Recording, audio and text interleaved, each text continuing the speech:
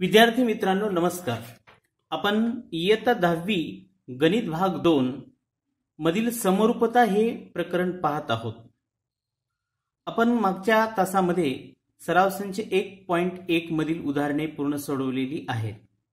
आज आपल्याला अतिशय महत्त्वाचा प्रमेय, ज्याला आपण प्रमाणाचे मूलभूत प्रमेय असं म्हणतो, बेसिक प्रोपोर्शनॅलिटी थेरम बीपीटी न ओळखला जातो।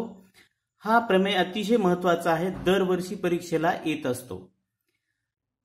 तर या प्रमेयाची आपण अगोदर माहिती, स्टेटमेंट काय आहे ते माहिती करून घेऊया आणि त्यानंतर त्याची आकृती, पक्ष, साध्य, रचना, सिद्धता कशी करायची ते बघू। तर अगोदर स्टेटमेंट पहा, मी लिहिलेलं आहे स्टेटमेंट। प्रमाणाचे मूलभूत प्रमेय। त्रिकोणाच्या एका बाजूला समांतर असणारी रेषा त्याच्या उरलेल्या बाजूंना भिन्न बिंदू छेदत असेल तर ती रेषा त्या बाजूंना एकाच प्रमाणात विभागते। आपण याचे दोन टप्पे पाडू म्हणजे थोडं लक्षात येईल। बघा, त्रिकोणाच्या एका बाजूला समांतर असणारी रेषा, त्रिकोणाच्या एका बाजूला समांतर असणारी रेषा, समांतर असणारी रेषा। तर त्रिकोणाच्या एका बाजूला आपण समांतर रेषा काढली। ही रेषा, हे त्रिकोण आहे एबीसी। या एबीसी मध्ये बीसी बाजूला रेषा एल ही समांतर काढली। त्रिकोणाच्या एका बाजूला समांतर असणारी रेषा, त्रिकोणाच्या एका बाजूला समांतर, या बाजूला आपण ही रेषा समांतर काढलेली आहे। अजून त्या रेषेच्याच बाबतीत त्याच्या उरलेल्या बाजूंना भिन्न बिंदूत छेदत असेल, ही रेषा या बाजूला समांतर आहे आणि आता राहिल्या त्रिकोणाच्या ह्या दोन बाजू, तर ह्या दोन बाजूला कसे आहे ते दोन भिन्न बिंदूमध्ये छेदते, दोन भिन्न बिंदूमध्ये छेदत असेल, एवढं होत असेल तर पुढचं, त्रिकोणाच्या एका बाजूला समांतर असणारी रेषा, त्रिकोणाच्या या बाजूला आपण समांतर रेषा घेतलेली आहे। ती रेषा त्रिकोणाच्या या उरलेल्या बाजूला, ह्या राहिलेल्या दोन बाजूला भिन्न बिंदूत, वेगवेगळ्या बिंदूमध्ये छेदत असेल, एवढी अट जर सॅटिस्फाईड होत असेल तर पुढे काय, तर ती रेषा त्या बाजूंना एकाच प्रमाणात विभागते।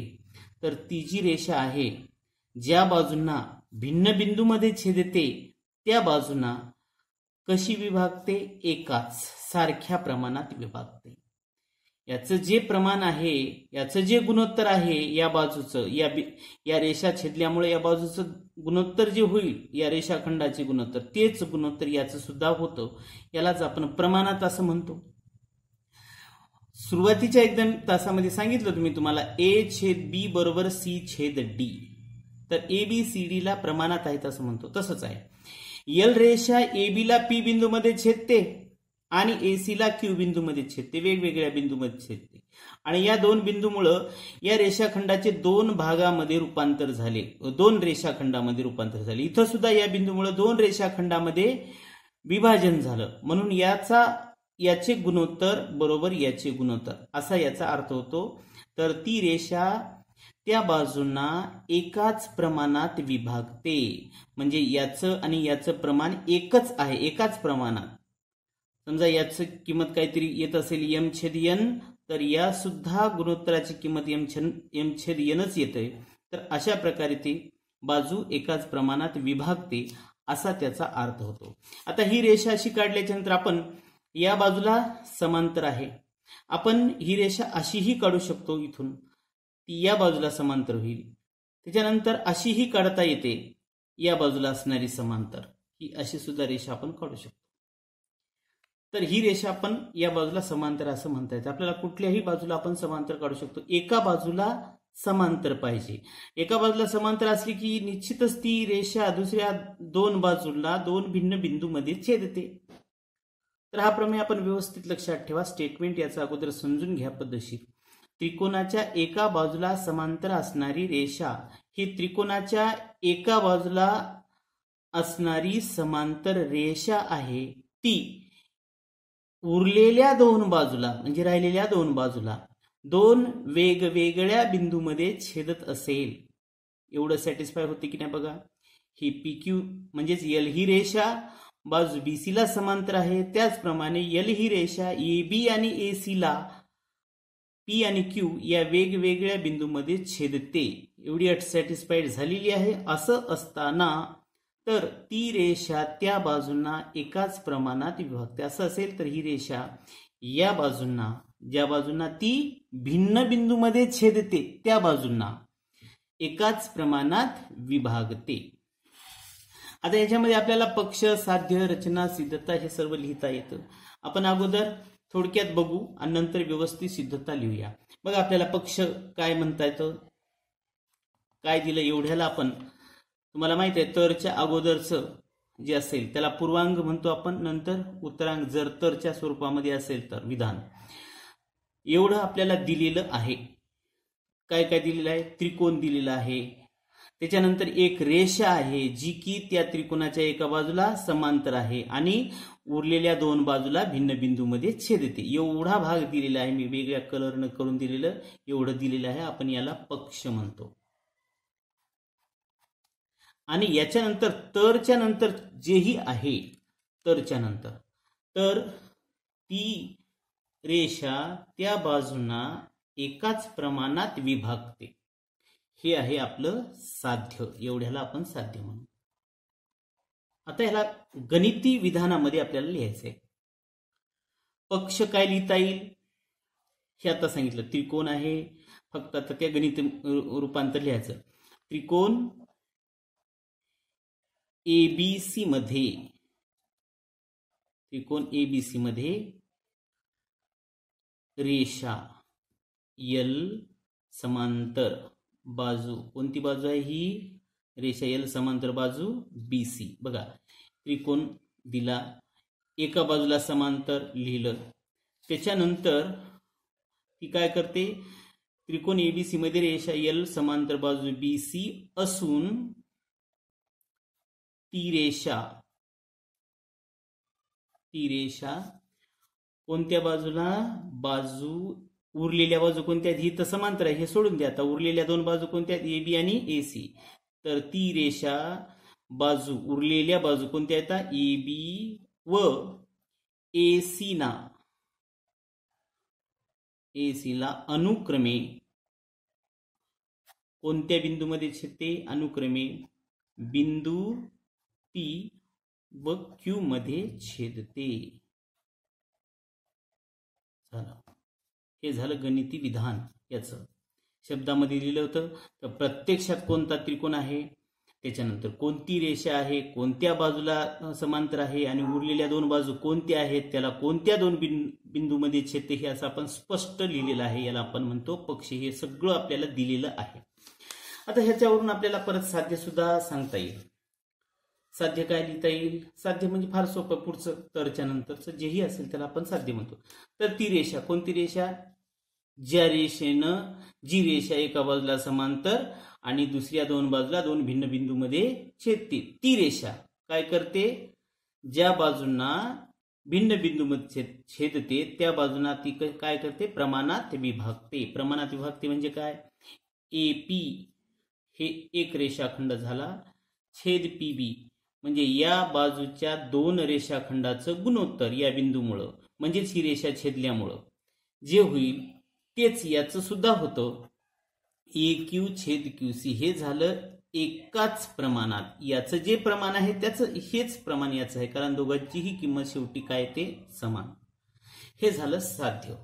आता आपल्याला हे प्रमेय सिद्ध करण्यासाठी काहीतरी बदल करावा लागतो आकृतीमध्ये, त्याला आपण रचना असे म्हणतो. तर याच्यामध्ये आपण रचना करू शकतो. हे आपण अगोदर रफ मध्ये घेऊ आणि नंतर परत फेरमध्ये याला व्यवस्थित लिहूया. रचना काय करायची आपल्याला, हे जोडून घ्यायचं, BQ जोडायचं आणि CP जोडायचं. आपण जे काय केलं ते इथं लिहायचं. काय लिहिणार आपण, रेख काय केलं, रेख CP व BQ काढले, हे आपण काढलेले. सिद्धता अगदी सोप्या भाषेमध्ये आपल्याला सांगायचं झालं तर या त्रिकोणाची ओळख आपण स्पेशल एका तासामध्ये मी तुम्हाला करून दाखवली होती आणि त्यावेळेस आठवण सुद्धा दिली होती की या दोन त्रिकोणाचा वापर आपण प्रमाणाच्या मूलभूत प्रमेयामध्ये करणार आहोत. बघा हे दोन त्रिकोण कोणते आहेत ते. याला फिरवतो मी असे. हे दोन त्रिकोण पहा, किंवा असे जरी पाहिलं तरी चालेल. बघा हा त्रिकोण कोणता आहे, APQ हा त्रिकोण, हा एक त्रिकोण. ठीक आहे. त्याच्यानंतर दुसरा त्रिकोण बघा हा आहे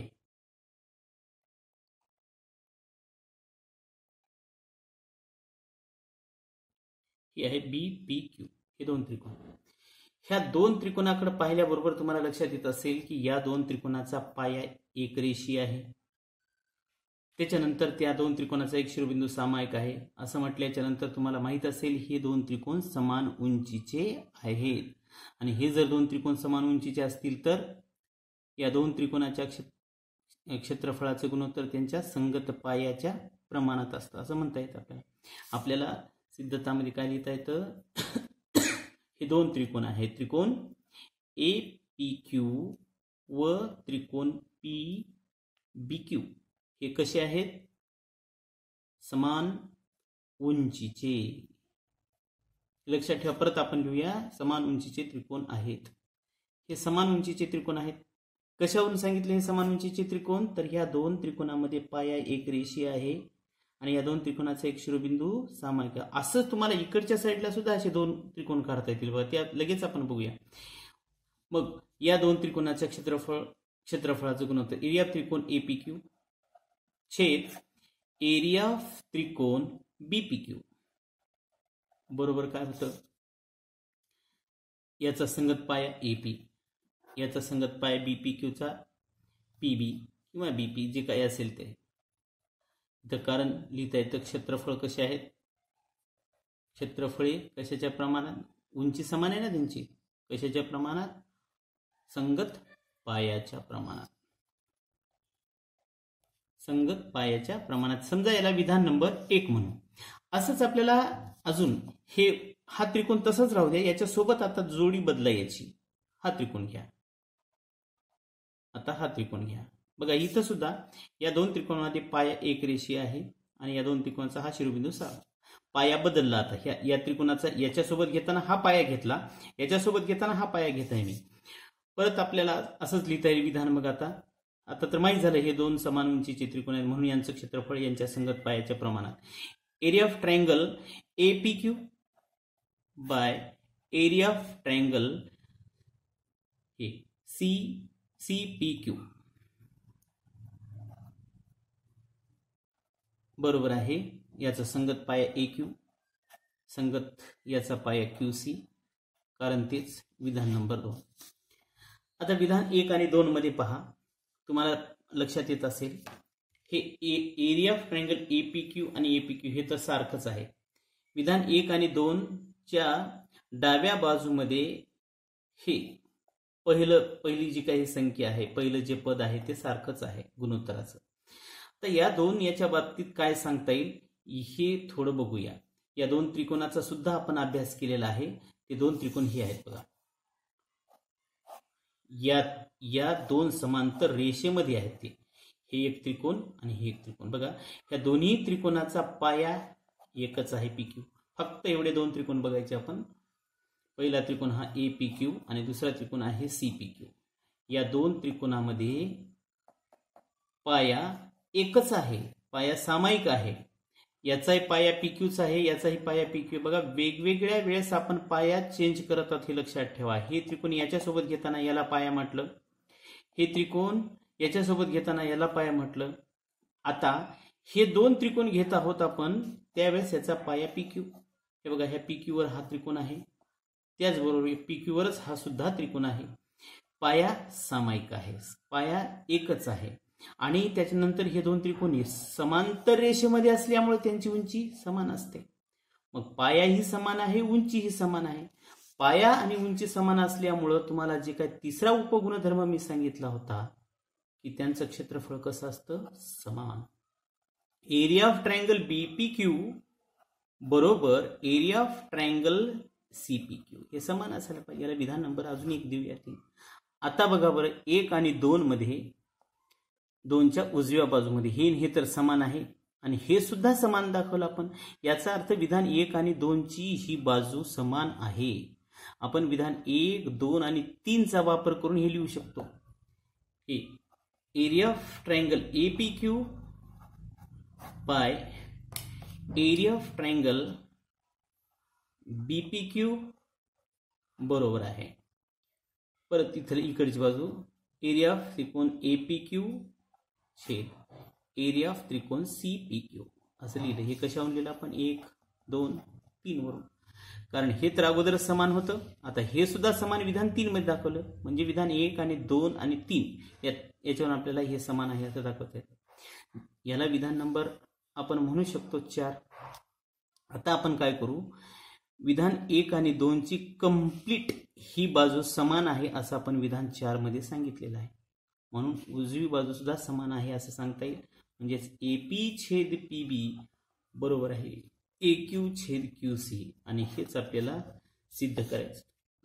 बघा, हे सिद्ध करायचं होतं. अशा प्रकारे प्रमाणाचा मूलभूत प्रमेयाची सिद्धता आपल्याला लिहिता येईल. आता ह्याच प्रमेय आपण थोडा व्यवस्थितरित्या पुन्हा एकदाच बघू, म्हणजे तुमच्या डोक्यामध्ये बसेल. परत वाक्य लिहिलेलं आहे मी, स्टेप बाय स्टेप आता सांगितल्या त्या प्रमाणात लिहूया. प्रमाणाचे मूलभूत प्रमेय.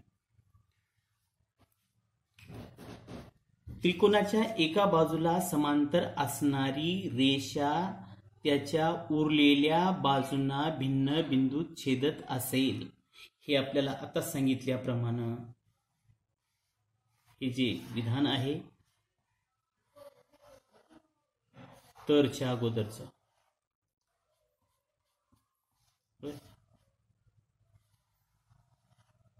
याला आपण पक्ष म्हणूया. आणि आता हे लिहिता येईल आपल्याला. हे त्रिकोण एबीसी, हा त्रिकोण झाला. कोणत्या बाजूला समांतर, बीसी ला समांतर. ही बीसी ला समांतर. कोणती रेषा, एल समांतर. उरलेल्या दोन बाजू कोणत्या आहेत, एबी आणि एसी. त्यांना कोणत्या बिंदूमध्ये छेदते, वेगवेगळ्या भिन्न बिंदू पी आणि क्यू मध्ये.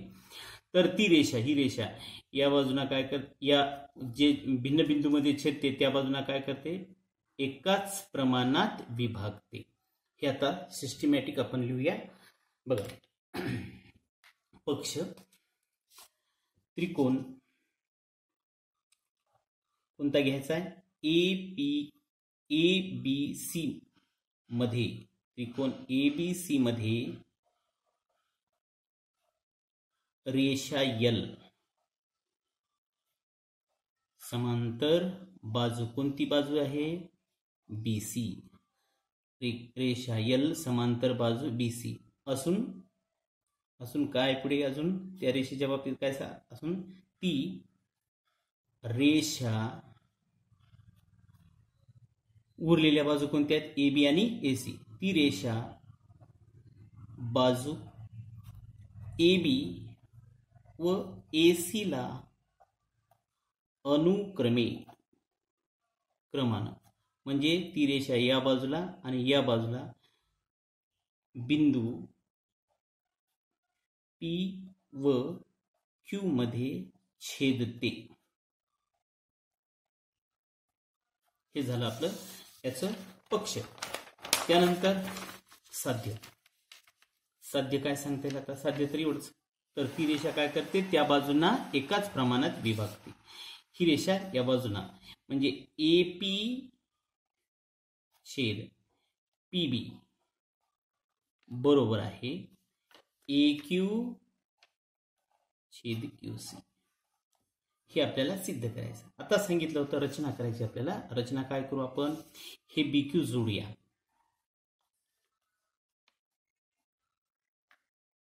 हे BQ जोडलं. त्याचबरोबर आपण काय करू, हे PC जोडूया. ठीक आहे. हे जोडल्याच्या नंतर आता बघा, हे लिहायचं आपण काय केलं ते रचनामध्ये. रेख CP व रेख BQ काढले, हे काढले आहे.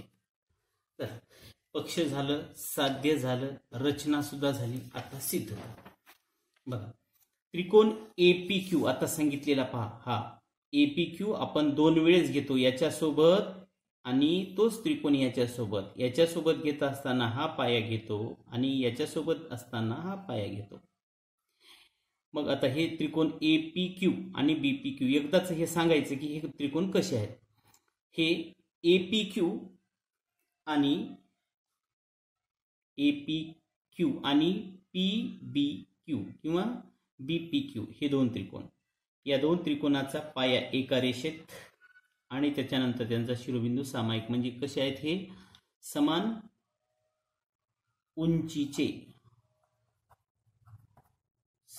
उंचीचे त्रिकोण आहेत. आणि समान उंचीचे त्रिकोण असतील तर तुम्हाला माहित आहे की त्या दोन त्रिकोणाच्या क्षेत्रफळाचं गुणोत्तर त्यांच्या संगत पायाच्या प्रमाणात असते. APQचा पाया AP, त्याच्यानंतर PQBचा पाया PB. तर कारण काय लिहिता येईल, क्षेत्रफळे कशाच्या प्रमाणात, संगत पायाच्या.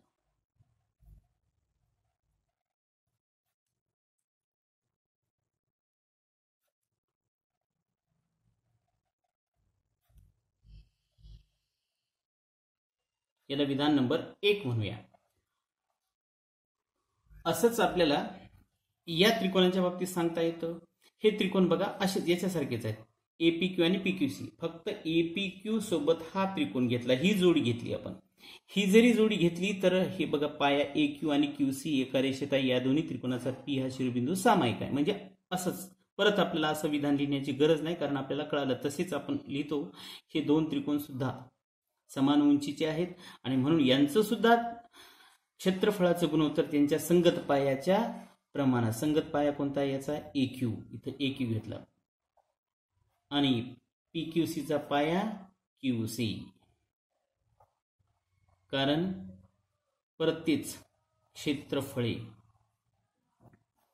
संगत पायांच्या प्रमाणात. विधान नंबर 2. आता त्याच्यानंतर ह्या त्रिकोणाची ओळख झाली आहे तुम्हाला. आता हे बघा, हे लाल अक्षरांनी जे दिसतात त्रिकोण तुम्हाला, हे फक्त एकच सारखं दाखवलं कारण दोघांचा हे पाया होतो. हे PQB याचा पाया PQ. त्याच्यानंतर दुसरा त्रिकोण PQC. हे बघा, PQB म्हणजे हे PQB याचा पाया PQ आहे. त्याच्यानंतर दुसरा त्रिकोण PQC याचा सुद्धा पाया PQच आहे. दोघांचाही पाया PQB व त्रिकोण PQC यांचा रेख PQ हा समान पाया आहे. मग पाया समान आहे. आता उंचीच्या बाबतीत बघा, तर हे दोन्हीही त्रिकोण या दोन समांतर रेषेमध्ये आहेत. समांतर रेषा कशावर म्हणतो आपण, कारण पक्षामध्ये दिलेला आहे समांतर रेषा आहे म्हणून. समांतर रेषा आहे म्हणून या समांतर रेषेमध्ये हे दोन त्रिकोण आहेत म्हणून यांची उंची समान आहे. आणि अगोदर सांगितलं आपण त्यांचा पाया समान आहे. ज्या दोन त्रिकोणाचा पाया आणि उंची दोन्हीही समान असतं, आहे की नाही. इथं सांगितलेलं आहे आपल्याला PQ ही कशाला समांतर आहे, BC ला समांतर आहे. म्हणून पाया समान, उंची समान. याच्यावरून आपण काय म्हणतो, हे PQ समांतर BC म्हणजे काय समान आहे, उंची सुद्धा. हे उंची समान, पाया समान. असं असताना त्या दोन त्रिकोणाचं क्षेत्रफळ समान. म्हणून area of triangle, area of त्रिकोण PQB बरोबर एरिया ऑफ त्रिकोण PQC. या दोन त्रिकोणाचं क्षेत्रफळ समान. विधान नंबर 3. कशामुळे हे लिहिलं यांचं क्षेत्रफळ समान, तर तुम्हाला माहित झालं यांचा पाया आणि उंची समान आहे. पाया कशामुळे समान आहे, तर हे PQ एकच आहे आणि PQ हे एकच आहे. आणि उंची कशामुळे समान आहे, तर हे दोन्ही त्रिकोण समांतर रेषेमध्ये स्थित आहेत. अशा प्रकारे आपल्याला याचं क्षेत्रफळ समान म्हणून दाखवता येतं. आता विधान 1, 2, 3 कडे बघा. विधान 1 आणि 2 चे हे APQ सारखंच आहे, तेच आहे, म्हणून क्षेत्रफळ काही बदलणार नाही. आणि याच्यामध्ये विधान 3 मध्ये तुम्ही हे समान आपण दाखवलेलं आहे, हे सुद्धा म्हणजे एकंदरीत 1, 2, 3 वरून आपल्याला हे 2 समान आहेत असं म्हणता येतं. टोटली एरिया ऑफ ट्रायंगल त्रिकोण APQ छेद एरिया ऑफ त्रिकोण PQB बरोबर ही बाजू घ्या एरिया ऑफ त्रिकोण APQ छेद एरिया ऑफ त्रिकोण PQC. अशा प्रकारे 1, 2, 3 चा आधार घेतला आपण. 1, 2 मध्ये 3 वरून हे समान आहे, हे तर अगोदरच समान आहे कारण तोच त्रिकोण आहे, एकच आहे त्रिकोण. आणि याच्या बाबतीत हे 2 क्षेत्रफळ समान आहे असं सांगितलं. एरिया ऑफ ट्रायंगल PQB बरोबर एरिया ऑफ ट्रायंगल PQC हे तर समानच आहे, म्हणजे टोटल हा पार्ट इकडची बाजू ही समान आहे असं आपल्याला सांगता येतं. हे कशावरून दिलं? 1, 2 व 3 वरून आणि याला विधान नंबर म्हणू आपण 4. आता विधान 1, 2 आणि 4 चा विचार करा. 1, 2 मध्ये मधली जी डावी बाजू आहे ही डावी बाजू विधान 4 मध्ये समान दाखवली. अर्थातच मग 1 आणि 2 ची उजवी बाजू समान असायला पाहिजे, म्हणून AP छेद PB बरोबर आहे AQ छेद QC. हे लिहिलं आपण 1, 2 व 4 वर. ठीक आहे, तर हेच होतं आपलं साध्य. बघा AP छेद PB बरोबर AQ छेद QC. अशा प्रकारे हे आपल्याला सिद्ध करता येतं. तर याच्या उलट जर आपण घेतलं, म्हणजे याला जर तुम्ही सुरुवातीला घेतलं आणि हे नंतर घेतलं, तर यालाच आपण काय म्हणतो? प्रमाणाच्या मूलभूत प्रमेयाचा व्यत्यास. प्रमाणाच्या मूलभूत प्रमेयाच्या व्यत्यासामध्ये व्यत्यास जर घ्यायचा असेल तर पक्ष हे साध्याच्या ठिकाणी जाईल. साध्य हे पक्ष